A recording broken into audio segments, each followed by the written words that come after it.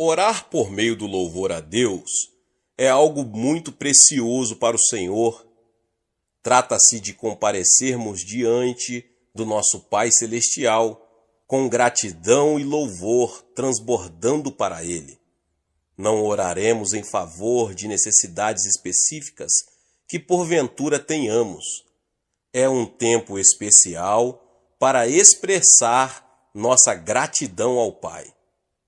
O Salmo 91:3 diz: Tu és o Santo, entronizado entre os louvores de Israel.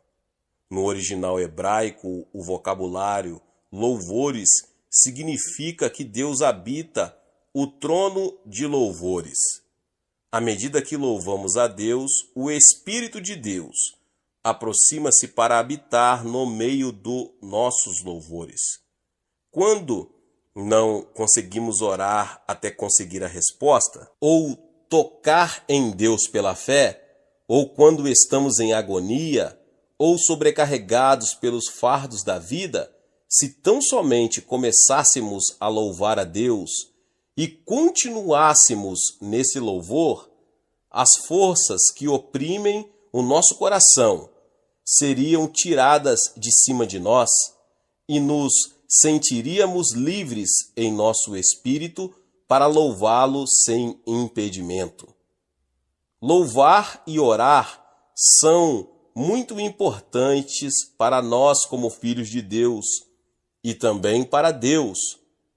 Depois de os filhos de Israel terem marchado em redor dos muros de Jericó 7 vezes em seguida, Josué mandou o povo gritar louvores.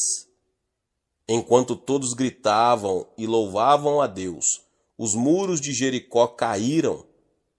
Quando Paulo e Silas, presos no calabouço interior da prisão, louvaram a Deus, a terra tremeu e as portas da prisão se abriram. O louvor a Deus traz a sua grandiosa obra para o nosso meio. O que faremos para louvar a Deus e como louvaremos a Ele? Em primeiro lugar, devemos saber quem Ele é e o que faz, e assim louvá-lo à altura. Ele é onisciente, Ele é onipotente, Ele é onipresente. Ele criou os céus e a terra e tudo quanto neles há. Ele é grandioso, Ele é glorioso. Devemos louvar a sua grandeza. Ele é santo, Ele é justo, Ele é amoroso. Podemos dar graças a Deus pela sua bondade. Devemos lembrar-nos da sua graça que nos foi dada e louvá-lo. Ele nos deu o seu Espírito Santo a fim de que possamos viver uma vida santificada. Ele nos cura, Ele nos tirou a maldição e nos deu as bênçãos de Abraão. Ele nos livrou da morte e do inferno e nos deu a vida eterna. Devemos louvá-lo por tudo. Ele opera em nós para deixar-nos com bem-estar e saúde, à medida que nosso espírito é vivificado mediante Jesus Cristo. Ele nos deu vida mais abundante.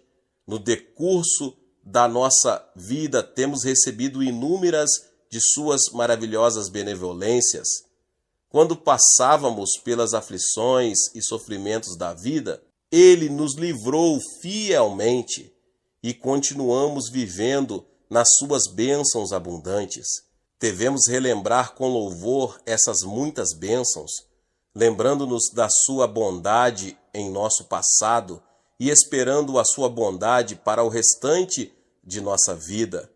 Sempre teremos muitos motivos para louvá-lo. A nobreza da verdadeira fé cristã vê-se em nossas ações de graça e louvor a Ele. A palavra de Deus afirma: aquele que oferece sacrifício de louvor me glorifica, e aquele que bem ordena o seu caminho, eu mostrarei a salvação de Deus. Salmo 50:23. As ações de graça e o louvor devem ser dirigidos somente a Deus. Se às vezes nada temos em mente para pedir a Deus, o simples fato de ficarmos sentados na sua presença, adorando e louvando, deixa-nos desfrutar da sua graça. Há muitos anos, quando fundávamos nossa primeira igreja em Buvandong, numa área de favelas em Seul, certo ancião que vinha fielmente às reuniões de oração de manhã cedo orava assim: Deus Pai, só quero agradecer-te, só te agradeço, Pai. Obrigado, obrigado. Todas as manhãs ouvíamos a sua oração, oferecendo ações de graça e louvores a Deus. Começava seu período de oração com ações de graça e o terminava com ações de graça. Eu, como pastor jovem, não conseguia entender por que ele dedicava tanto tempo para simplesmente dizer obrigado, Deus, e louvar ao Senhor. Mas agora, depois de muitos anos de ministério, ao refletir sobre a oração do ancião, que se sentava numa esteira surrada de palha de arroz, reconheço que esse homem tinha fé profunda e grande estima pela bondade de Deus para com ele.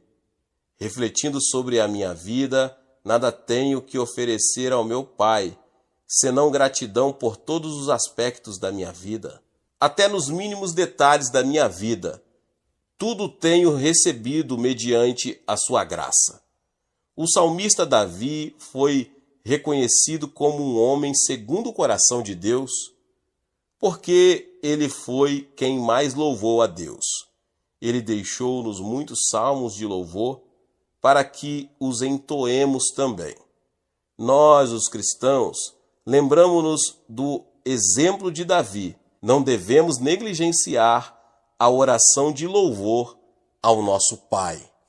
Glória a Deus, Deus abençoe a vida dos irmãos e irmãs que ouviram essa palavra. Se você que chegou aqui talvez pela primeira vez e ainda não é inscrito aqui no canal, se inscreva no canal e ative o sininho das notificações. Todos os dias são postados vídeos abençoados aqui no canal para te abençoar. Deixe também o seu like, não esqueça, meus irmãos e irmãs, de compartilhar este vídeo com mais pessoas. Nos vemos nos próximos vídeos. Amém. Alguns anos atrás, eu viajava por vários países. Em certo país, preguei cerca de 30 vezes a grupos que contavam com um total de mais de 25 mil pessoas. Embora alguma destas reuniões tivessem resultados espirituais duradouros, fiquei grandemente perturbado pela condição da maioria das igrejas nesse país. Havia muitas igrejas lindas, mas aos domingos quase todas encontravam-se vazias. Até mesmo os crentes que iam à igreja pareciam inquietos e desambientados, mais como um grupo de órfãos que uma família de crentes.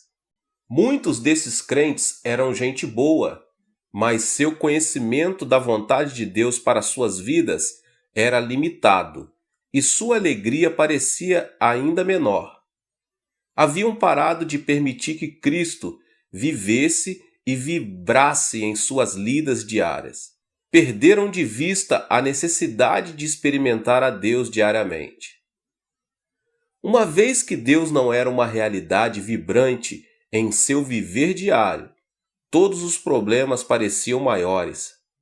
Não estavam continuamente sintonizados com a voz que lhes daria a direção correta. Iluminavam suas vidas cristãs com uma lâmpada de 40 watts. Embora o poder de Deus lhe desse eletricidade suficiente para iluminar seu mundo todo. E tal acontece, muitas vezes, com cada um de nós. Nós, os crentes, temos ouvido com frequência a respeito da graça de Cristo. Esta palavra tinha um conteúdo vivo no começo de nosso viver como crente. Embora ela ainda agrade ao ouvido, há muito ela tem se tornado apenas uma expressão teológica. No grego, graça é charis. Quando os gregos mais experientes veem um lindo cenário, uma montanha alta e verde com regatos cristalinos, dizem cariz. Quando ouvem música de uma beleza que prende a mente, levando às alturas do deleite, dizem cariz. Cariz refere-se a um elemento especial da beleza natural, nas belas artes, na música e nas lindas canções dos seres humanos. A graça é provida mediante a vida de Cristo na terra e sua morte na cruz. Por meio da aceitação da sua graça, pela fé, Cristo vem a você e o transforma em uma criatura de beleza. Ele muda o seu caráter e, à medida que você lhe permite, ele cria e desenvolve em você uma linda e nova personalidade. Ele pode tornar lindo o seu lar. Ele pode tornar maravilhosa a sua vida. Em Efésios 1:6 lemos: a riqueza da sua graça, que Deus derramou abundantemente sobre nós. Esta é uma graça que não deve ser experimentada apenas uma vez em sua vida, mas em muitas ocasiões. Cerca de 20 anos atrás, minha sogra e eu visitamos uma das piores casas que já vimos. A família que aí residia tinha 10 filhos, mas era destituída de posses materiais. O pai era alcoólatra. Este homem, em certa época, também havia sido viciado em narcótico. Um sobrinho seu, presidente de uma das melhores faculdades médicas da Coreia, fez tudo o que encontrava ao seu alcance para curar o vício do tio, mas não conseguiu. Pôde apenas levá-lo ao modificar o hábito, passando de narcótico para o álcool. Esta mudança, contudo, acarretou uma situação pior. Seu tio, pai de 10 filhos, com o tempo, tornou-se alcoólatra crônico. Bebia desde cedo até tarde da noite. Seus filhos engraxavam sapatos, tentando ganhar dinheiro suficiente para sustentar a família. Mas o pai tirava todo o dinheiro que eles ganhavam para comprar bebida em vez de alimento. O dinheiro que o pai porventura ganhava também era usado para o álcool. Sem dinheiro, a família toda vivia como mendigos. Quando tive a oportunidade de falar com a esposa dele a respeito da vida em Jesus Cristo, ela encontrava-se muito triste. Estava magra por causa da má nutrição. Tinha problemas cardíacos e dores estomacais, e seu estado mental era de profunda depressão. Enquanto falava com ela, ela não queria me ouvir. "Quero morrer", respondeu ela. "A melhor coisa que poderia acontecer comigo é a morte. Por causa do amor que tenho à minha família, não cometerei o suicídio. Senhor, seja bom para comigo. Por favor, por que não me mate?" "Eu não vim aqui com a finalidade de matá-la", disse eu com firmeza. "Vim aqui para falar-lhe da graça de Jesus Cristo." "Mas ir para o céu não me importa", respondeu ela. "Não me preocupo com o inferno. Tenho vivido no inferno em minha vida por muito tempo." "Irmã", desafiei-a, "gostaria de ver sua vida mudada? Gostaria de ver seu marido transformado? Gostaria de ver Cristo entrar em seu lar e torná-lo um lugar belo?" "Ah, isso não é possível", exclamou ela. E respondi: "Jesus Cristo veio a fim de dar-lhe sua graça, um dom, e para ganhá-lo você não precisa pagar nada. Ele disse que sua graça seria suficiente para suprir todas as necessidades.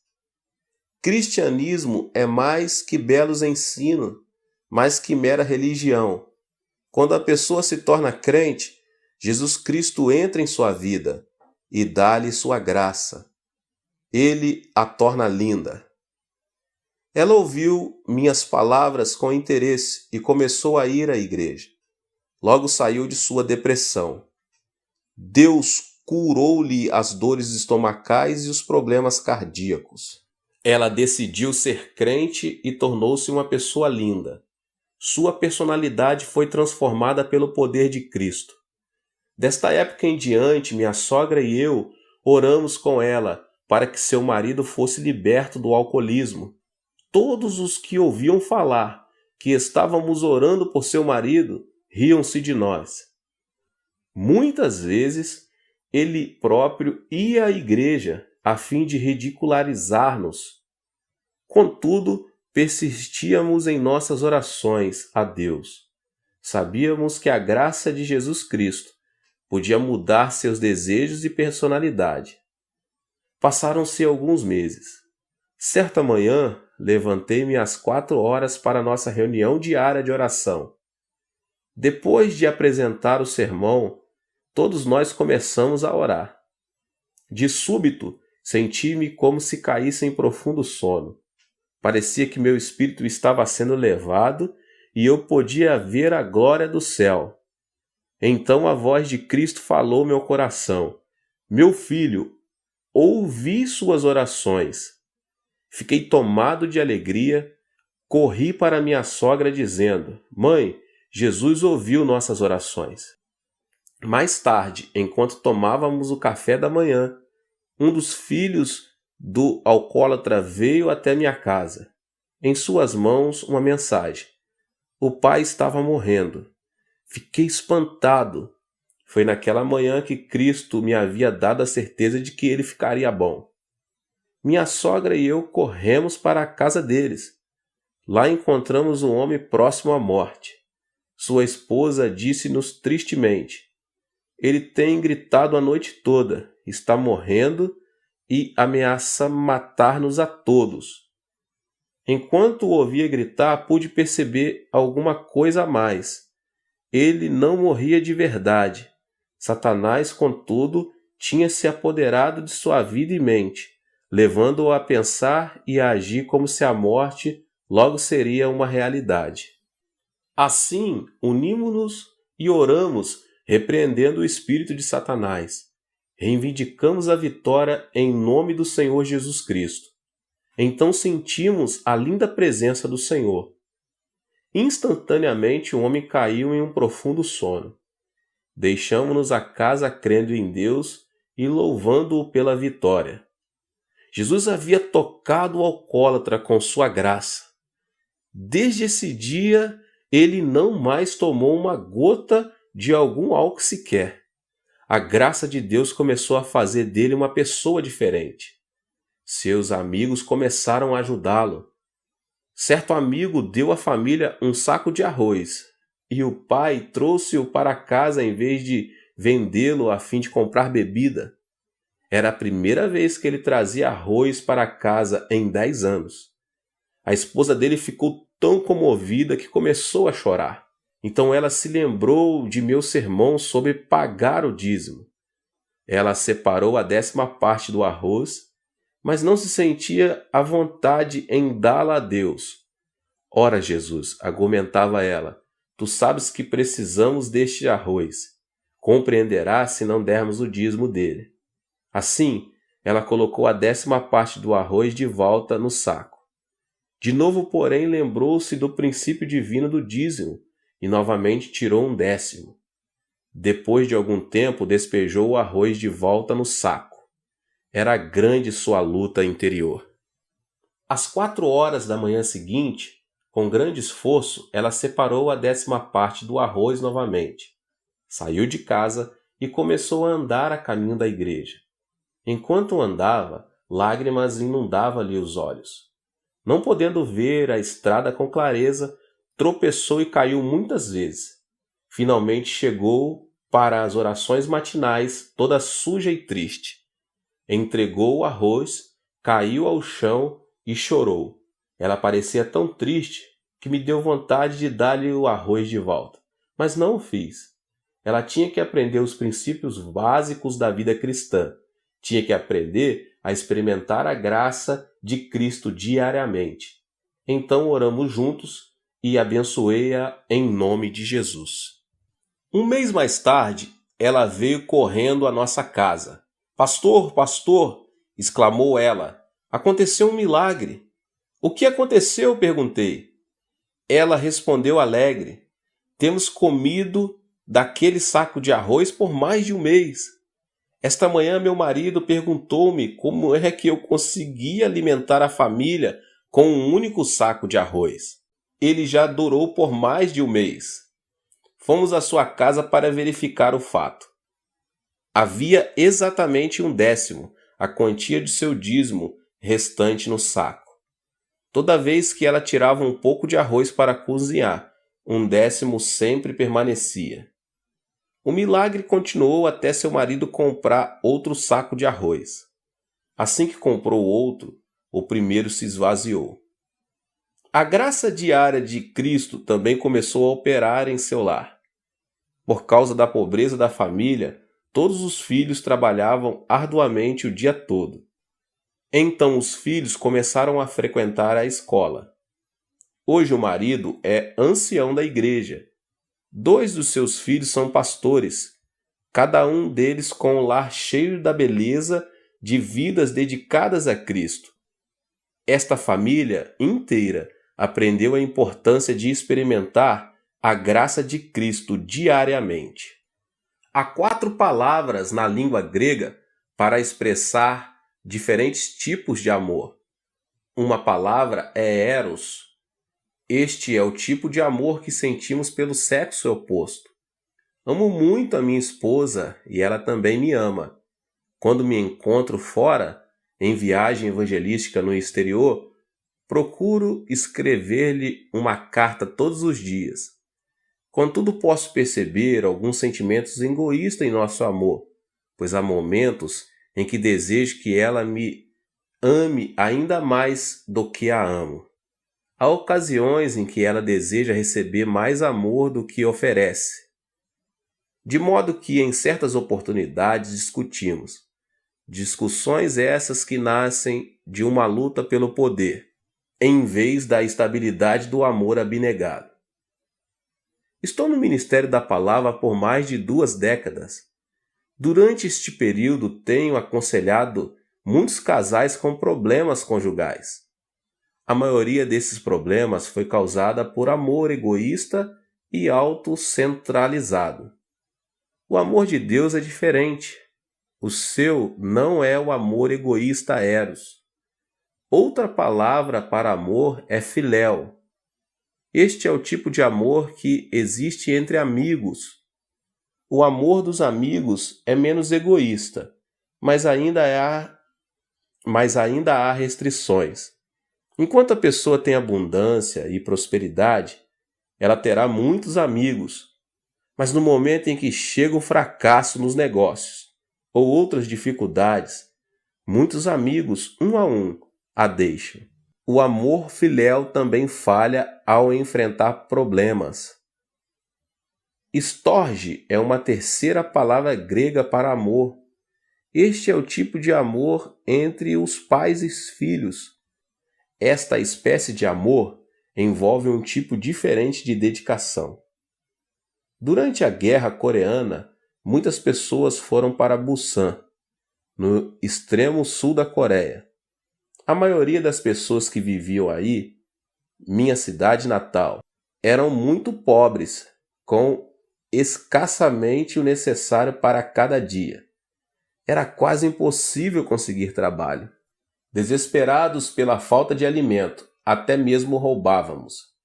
Quando os soldados norte-americanos começavam a transportar carvão do porto de Busan, muitos meninos como eu subíamos nos vagões como formigas famintas. Roubávamos carvão suficiente para vender a fim de comprar alimento e roupa para passar uma pequena porção do severo inverno.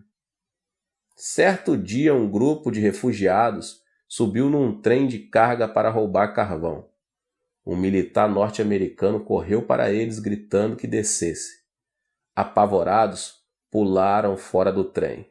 Um menino de 7 anos de idade encontrava-se no grupo que fugia.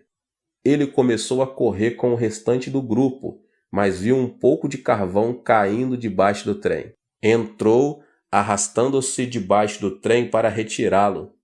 No momento em que ele alcançava o carvão, o trem começou a mover-se. As pessoas que estavam por perto gritaram, mas ninguém ousou salvar o garoto. Então, um senhor de meia idade correu para debaixo do trem. Com o impulso de sua força, ele empurrou a criança para fora, jogando-a de cima dos trilhos. Mas o homem já não estava seguro. A seguir, ouvimos o ruído dos ossos do homem, quebrando-se à medida que as rodas de aço estraçalhavam-lhe o corpo. O homem deu a vida por aquele menino. Era seu pai. Tal é o amor de pais cuidadosos. O amor estorge. Leva os pais a ações heróicas. É um maravilhoso tipo de amor, mas ele também tem seus limites. É um amor limitado aos pais e aos filhos. Na língua grega, o amor de Deus é ágape. Ágape é diferente de eros, diferente de filéu e diferente de estorge. Ágape é um amor incondicional, o amor de Deus mostrado mediante a vida de Cristo e de sua morte na cruz do Calvário. Deus não nos ama porque podemos dar-lhe algo de volta. Ele não nos ama porque podemos passar horas alegres de amizade com Ele. Ele não nos ama porque tenhamos alcançado algum ponto de perfeição humana. Deus nos ama sem condições. Deus é amor e é de sua natureza amar. Cristo viveu uma vida sem pecados e de livre e espontânea vontade sofreu a morte de torturas de um criminoso por causa do amor ágape. Cristo sofreu na cruz a morte que era nossa. Por meio de Cristo, Deus provou que nos ama, a você e a mim, a despeito de nossos pecados, nossas fraquezas e do fato de não merecermos o seu amor. Se você colocar sua fé em Deus, Ele pode purificá-lo dos seus pecados e conceder-lhe o perdão. Com a ressurreição de Jesus, provou-se o poder de Deus, poder que pode dar força às nossas debilidades. Deus apresenta um convite a todos nós. Vinde a mim, todos os que estáis cansados e sobrecarregados, e eu vos aliviarei. Isto está em Mateus 11:28. O amor de Deus é amor para hoje, amor pelo qual você e eu podemos viver. Jamais tenha dúvida de que você é profundamente amado por Deus. Você tem a habilidade e o privilégio de falar diariamente com Ele, diretamente com Ele também. Não se preocupe com os pecados passados. Deus pode conceder-lhe perdão mediante a fé em Cristo. Não se preocupe com os seus fracassos. Deus pode dar-lhe a força para vencer e ter sucesso. Não se preocupe com suas insuficiências. Mediante Cristo você é fortalecido. Não se preocupe com suas frustrações. Deus mostrou que a frustração última, a morte, é impotente perante sua vontade. Grande parte da Bíblia ocupa-se com o relato do amor de Deus ao homem. Leia-a diariamente e deixe que ela fale do amor de Deus a você. Faça da oração parte de suas atividades diárias. Converse com Deus com honestidade e do íntimo do seu coração e mente. Permita que Deus lhe responda com palavras de amor e sabedoria. Deus o ama profundamente. Paulo termina a segunda carta aos Coríntios com estas palavras: a graça do Senhor Jesus Cristo e o amor de Deus e a comunhão do Espírito Santo seja com todos vocês. 2 Coríntios 13:13. Nestas palavras, o apóstolo Paulo reconheceu a importância de experimentarmos a graça de Cristo e o amor de Deus. Ele também aponta o terceiro aspecto, a presença do Espírito Santo. Se parafrasearmos este versículo diretamente na língua grega, teríamos: a graça de Jesus Cristo e o amor de Deus estejam em vós mediante a comunhão do Espírito Santo. O Espírito Santo é o meio pelo qual recebemos a graça de Jesus e o amor de Deus. A palavra grega para comunhão neste versículo é koinonia, que significa companheirismo, a qual envolve 3 aspectos distintos. Os dias do Antigo Testamento foram a época em que o nosso Pai Celestial lidou com o homem mais diretamente que nas eras seguintes. Então o Pai enviou seu Filho, Jesus Cristo, que viveu e andou entre os homens por 33 anos. Enquanto vivia na terra, Cristo falou de outro que viria depois dele. E rogarei ao Pai, e ele vos dará outro Consolador, a fim de que esteja para sempre convosco, o Consolador, o Espírito Santo, que o Pai enviará em meu nome. Esse vos ensinará todas as coisas, e vos fará lembrar de tudo o que vos tenho dito. João 14, 16 e 26. Hoje, mediante a pessoa do Espírito Santo, podemos experimentar o amor de Deus e a graça de Cristo. O Espírito Santo é uma pessoa, o terceiro membro do Deus triuno e uno. Não podemos verdadeiramente conhecer a pessoa somente por seu nome, nem mesmo mediante uma apresentação formal ou uma polida de troca de cumprimentos. Só conhecemos uma pessoa por meio da comunhão íntima e do partilhar amor mútuo. A fim de termos comunhão com essa pessoa, devemos compreender um ao outro, falar um com o outro, partilhar ideias, temores, sonhos e esperanças. A fim de experimentar Deus diariamente, é preciso que tenhamos este tipo de comunhão com o Espírito Santo. Devemos dar-lhe acolhida em nosso coração, falar com ele sinceramente e desfrutar de sua presença. Muitos seminários teológicos famosos têm enviado alunos para falarem comigo. Desejam saber o segredo do êxito de meu ministério. Minha resposta tem sido: tenho tido sucesso por causa do Espírito Santo. É importante reconhecer e apreciar a presença do Espírito Santo. Sempre que subo ao púlpito para pregar, oro: querido Espírito Santo, guia os meus pensamentos e abençoa as palavras que vou falar. Depois eu oro: querido Espírito Santo, abençoa muitos durante este culto. Terminada a pregação, oro dizendo: querido Espírito Santo, obrigado por teu precioso poder. Quando leio a Bíblia, oro: Espírito Santo, ilumina meu coração, ensina-me, faze-me conhecer as verdades de Deus. Receba o Espírito Santo nas atividades diárias da sua vida. Não importa quais insignificantes possam parecer. Dependa dele e diga-lhe o quanto você o ama. Só então começa a verdadeira comunhão com o Espírito Santo. Lembre-se, ele estará para sempre convosco. João 14, 16. Koinonia também significa associação, parceria. Sem o Espírito Santo como nosso sócio, jamais poderemos realizar nada de grande para Deus. Esta é uma das razões principais porque muitas igrejas tornam-se vazias e por este motivo que muitos jovens estão saindo da igreja. Sem o Espírito Santo, o reino de Deus não pode ser adequadamente construído e não podemos experimentar a graça de Jesus e o amor de Deus. Quando vou a outros países, onde falam uma língua que não conheço, tenho de usar intérpretes a fim de comunicar-me com as pessoas.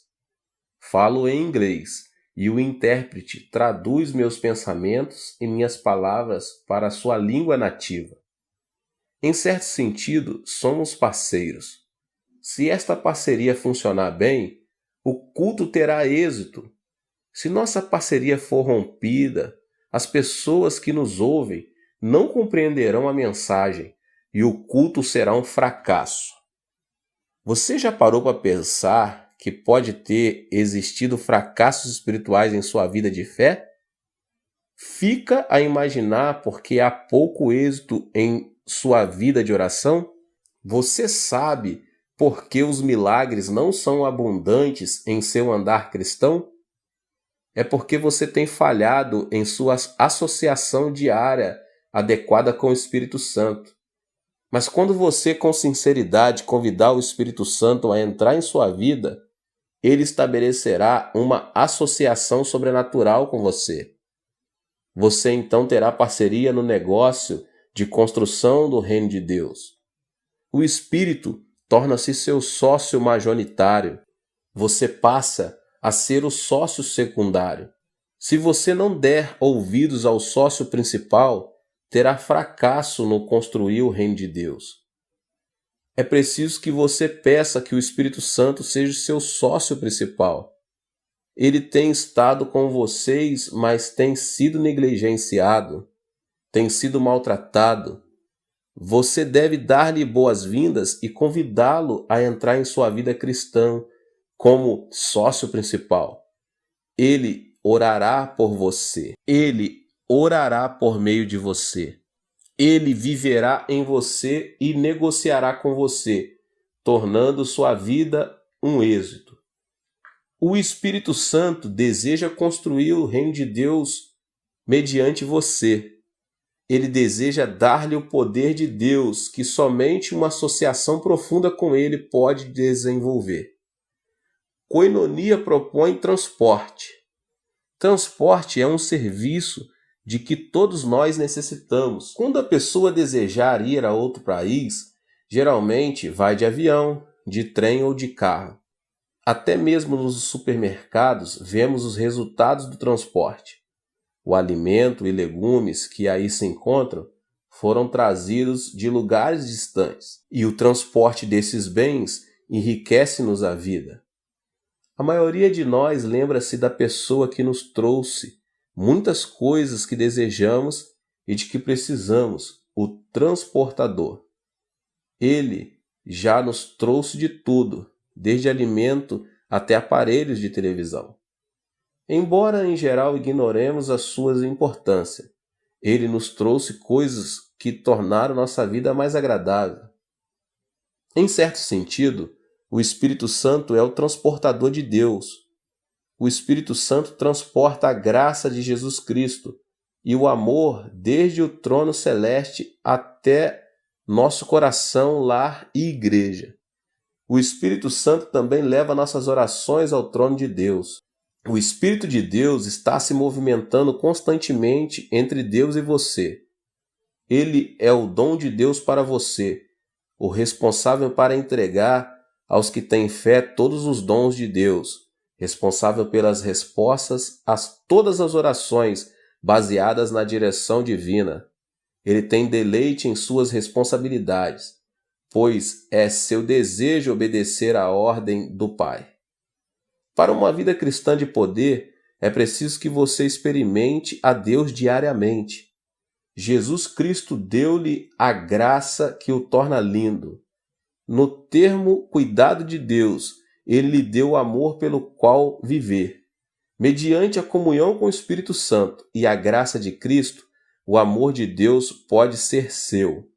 Faça do Espírito Santo seu sócio principal e deixe que o poder, a graça e o amor de Deus fluam livremente em sua vida. Experimente a Deus diariamente e permita que a vibração dessa experiência irradie para todos os que estão ao seu redor. Deus te abençoe mais uma vez. Espero que você tenha gostado. Se inscreva aqui no canal e ative as notificações para que você não perca nenhum vídeo. Tem muitos vídeos aqui do pastor David Poyong Cho. Não esqueça de deixar aqui o seu like e também compartilhar com as pessoas que você mais ama. Deus te abençoe e nos vemos nos próximos vídeos. Tchau!